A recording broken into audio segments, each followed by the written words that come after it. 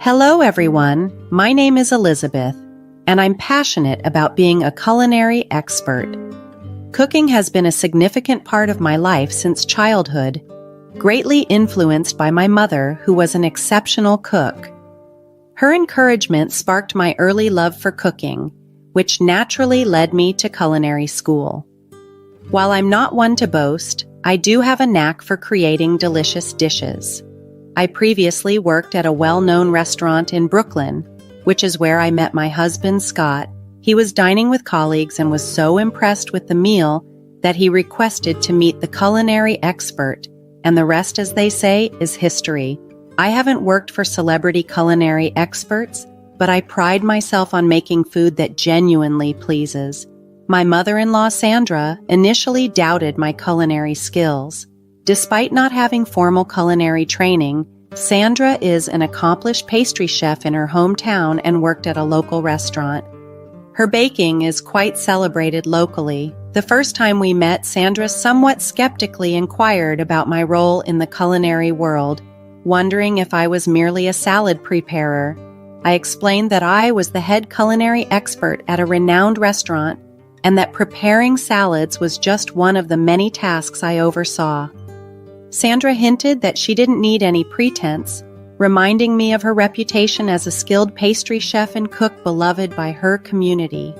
I responded enthusiastically, suggesting that we embark on a culinary journey together, hoping to collaborate on some exciting dishes.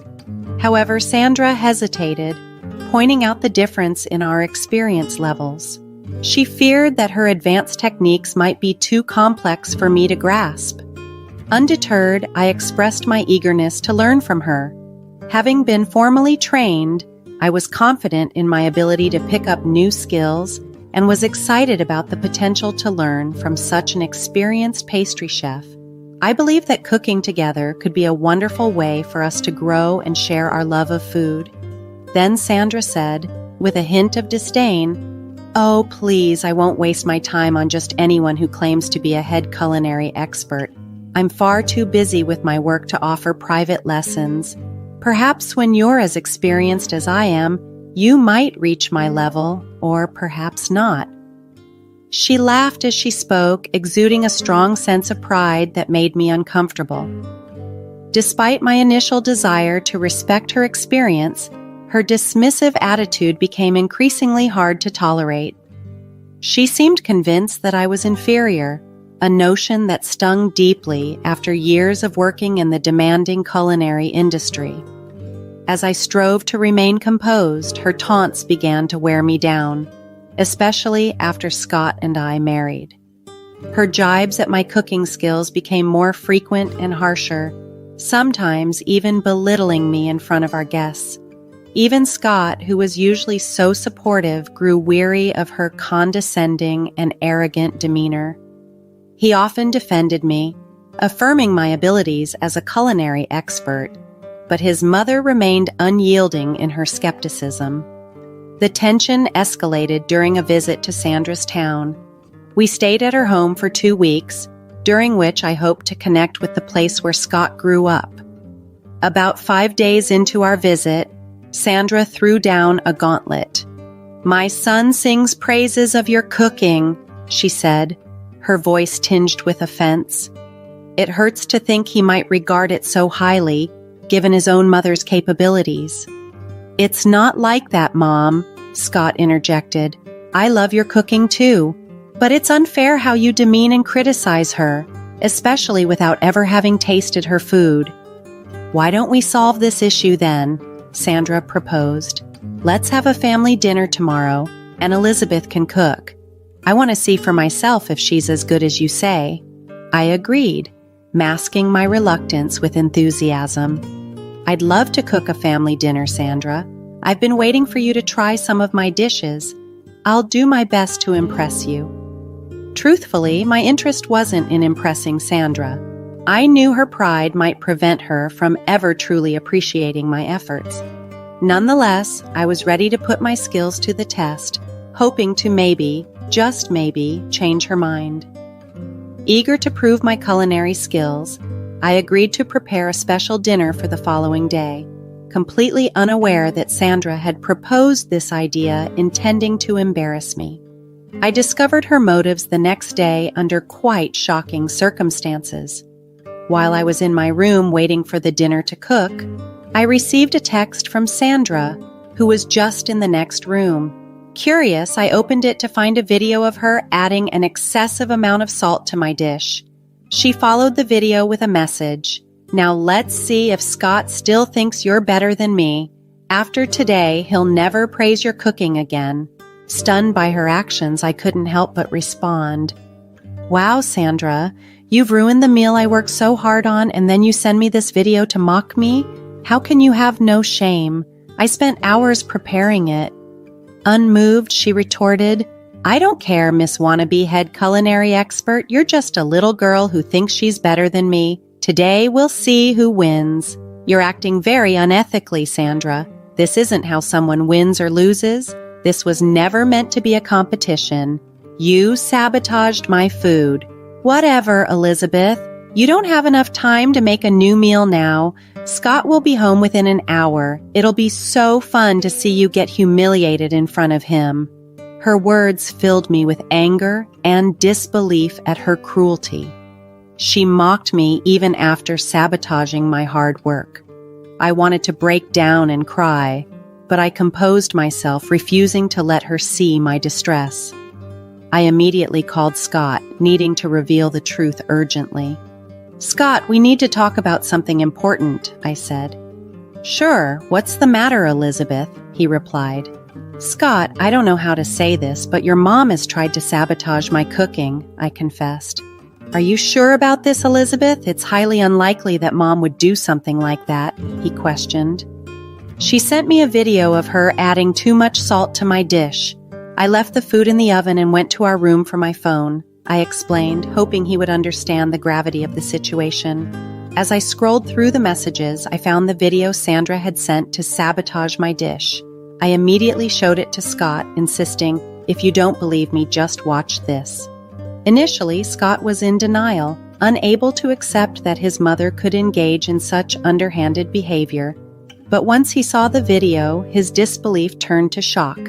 He had read plenty of stories about difficult mothers-in-law, but never imagined his mother would embody one of those tales. Witnessing the evidence firsthand, he was incensed. We discussed the situation at length, and Scott was adamant that his mother needed to learn a lesson from this. After some thought, he said with a determined look, "You know what, Elizabeth? I'm going to invite someone special for dinner. Let's see if my mom can impress someone truly significant with her altered recipe." Curious and intrigued, I replied, "What do you have in mind, Scott? You look like you've hatched a brilliant plan." "I'll tell you later who I've invited," he teased, a mischievous glint in his eye. "Trust me, it's going to be memorable. After today, I'm not sure I'd want my mom involved in our lives much, but that alone won't be enough for her. She needs a real wake-up call. Altering someone's food isn't just wrong, it's an offense.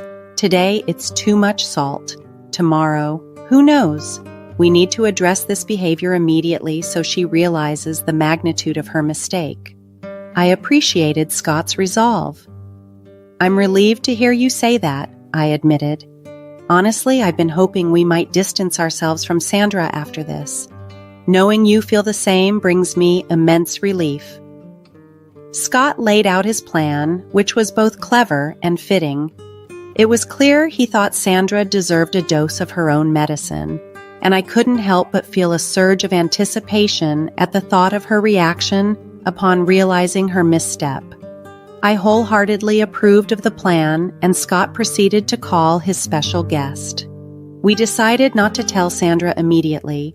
The element of surprise would make the reveal all the more impactful. After 3 hours, the meal was ready. Our meal, I should say. Because despite her intentions, Sandra's involvement was indeed indispensable. The stage was set for an evening that promised to be as enlightening as it was dramatic. I had to exert a lot of effort to keep my composure and not burst into laughter, all while making sure Sandra didn't catch on to my amusement Despite the excessive salt Sandra had sneakily added, the dinner looked quite appetizing, a testament to my culinary skills. Both Sandra and I were looking forward to the dinner, albeit for very different reasons. We proceeded to the dining area to finalize the preparations. Scott was already home, busy setting up the table. Sandra seemed puzzled to see an extra chair and questioned him. "Scott, you seem to have miscounted. There are only 3 of us. Why is there an extra chair?" "Oh, I forgot to mention, Mom, I invited someone over today," Scott responded calmly. "Elizabeth has put so much effort into this meal. I thought it would be great to have some professional judgment on it." Sandra's curiosity piqued. "Oh, and who might that be? Do I know this person?" "Yes, Mom, you know her quite well. It's my friend Laura," Scott revealed. "Since she's your boss and has a great palate, I figured she'd be the perfect guest to invite." Sandra's expression shifted rapidly from curious to alarmed, a change so abrupt I almost lost my composure right there. Scott, maintaining a straight face, feigned concern. "Is everything okay, Mom?" It was clear he relished the clever twist he had added. Laura was a good friend of ours, and originally Scott's friend, but we had quickly bonded over our shared love for food. By a stroke of fate, Laura also happened to be Sandra's boss, as she managed the restaurant where Sandra worked as a pastry chef. Laura was in on the plan and had eagerly agreed to join us for dinner. Before Sandra could recover from her shock, Laura walked in, her eyes sparkling with excitement. "Hey guys, thank you so much for inviting me. I was getting a bit bored at home since my husband was away on business. I'm looking forward to tasting what Elizabeth has prepared." She greeted us cheerfully. "Thanks for coming, Laura. We're thrilled to have you here," I replied while subtly glancing at Sandra. "I just sprung this invitation on you and Mom. Mom, I hope you don't feel uncomfortable. Laura is practically family after all." Sandra, a bit flustered, managed a response. "Oh, it's not a problem at all. I'm happy my boss can taste what my culinary expert daughter-in-law has cooked.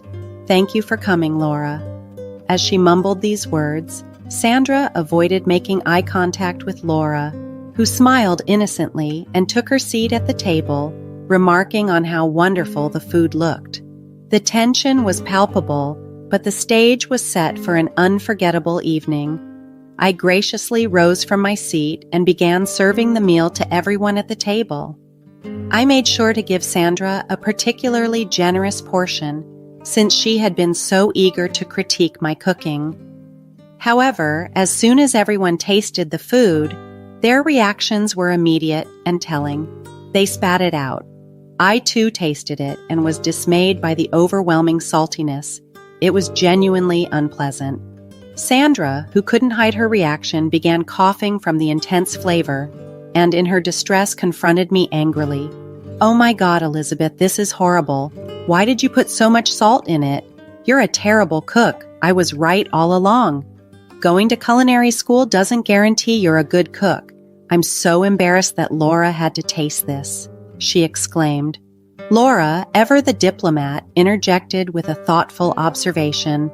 "This is quite bad, but it's highly unlikely that this much salt was added by mistake.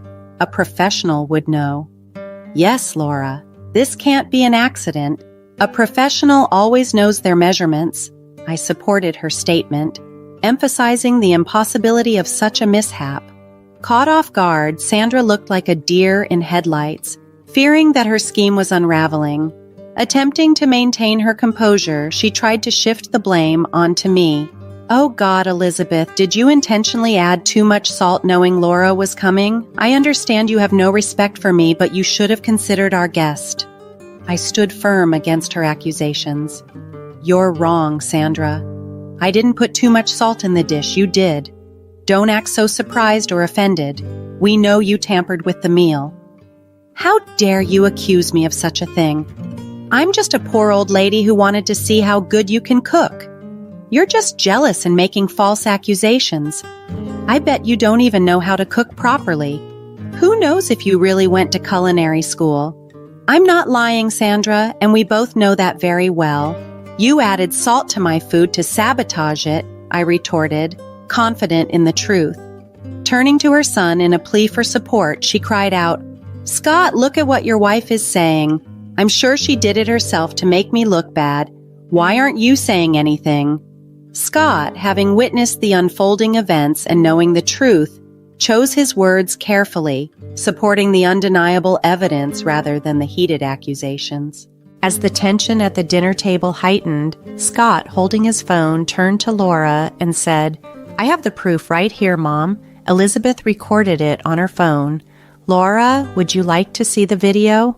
Laura nodded, clearly keen on understanding the full extent of the situation. When Sandra realized her underhanded tactics were about to be publicly revealed, panic set in, her face filled with fear, and she swallowed hard as Scott played the video for Laura. Laura watched intently, then turned to Sandra with a stern look. "Sandra, what is the meaning of this? You intentionally sabotaged Elizabeth's cooking out of jealousy," she accused. "It's not what it looks like, Laura. I was just joking around with her. It was supposed to be a friendly competition," Sandra tried to explain, attempting to downplay her actions. "I don't care about the reason," Laura responded firmly. "You know very well that this kind of behavior is completely unacceptable in our industry.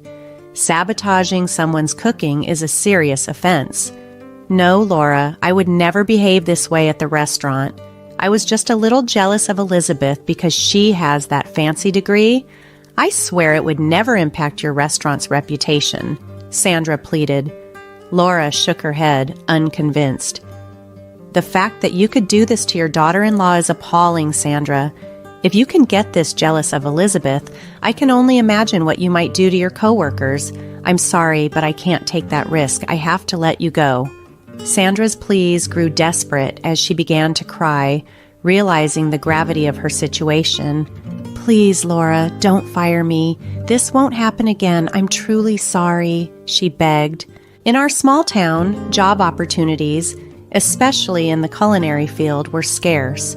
The town had only one other dining establishment, a cafe, which was run by a skilled pastry chef, who was also the owner. Laura had initially given Sandra the job, more so because she was Scott's mother than because she was the best candidate. The town had plenty of other eager and capable pastry chefs who would gladly take her place. Aware of her precarious position, Sandra turned to Scott in a last-ditch effort. "Scott, please, talk to Laura. I can't lose my job over a small mistake. Help me, please." Scott, however, was resolute. "Why would I help you, Mom? Laura is right. Keeping you on staff is too risky. An employee who lacks ethics is a liability to any business." Sandra's actions had not only jeopardized her job, but also strained familial ties, proving that unethical behavior has far-reaching consequences.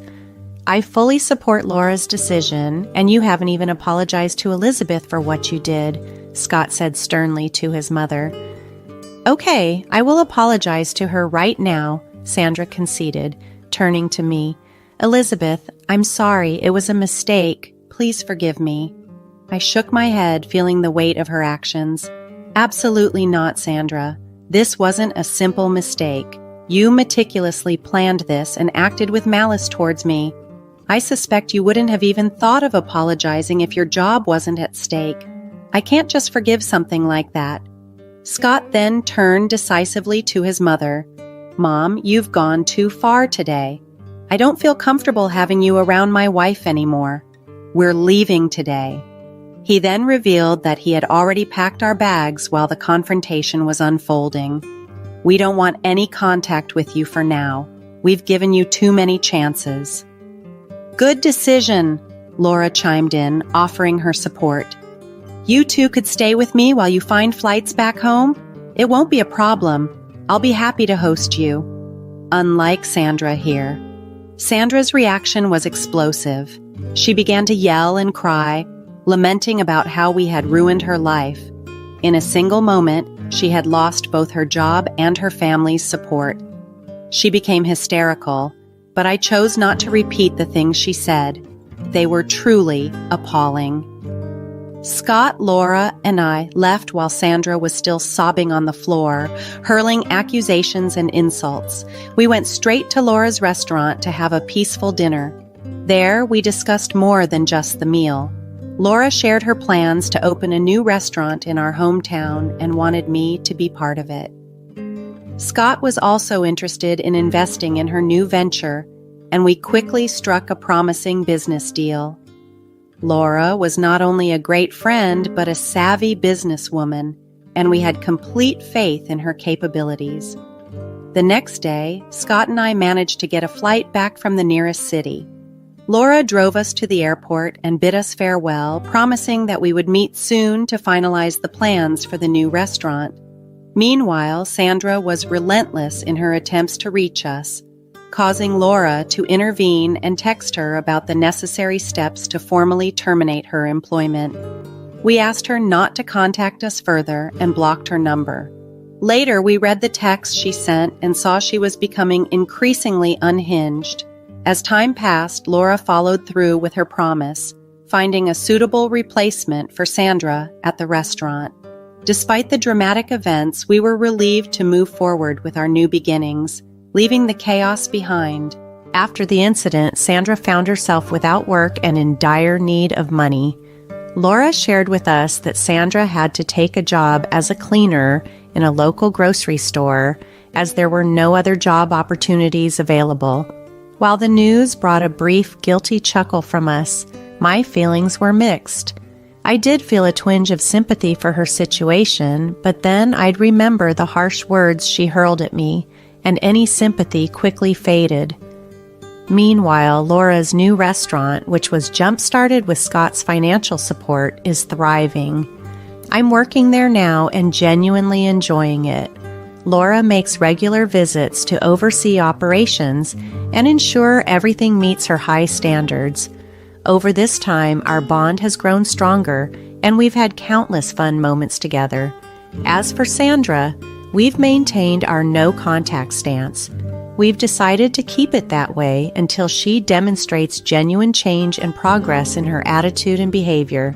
This decision has allowed us to focus on the positive developments in our lives, nurturing our careers and relationships without the shadow of past conflicts.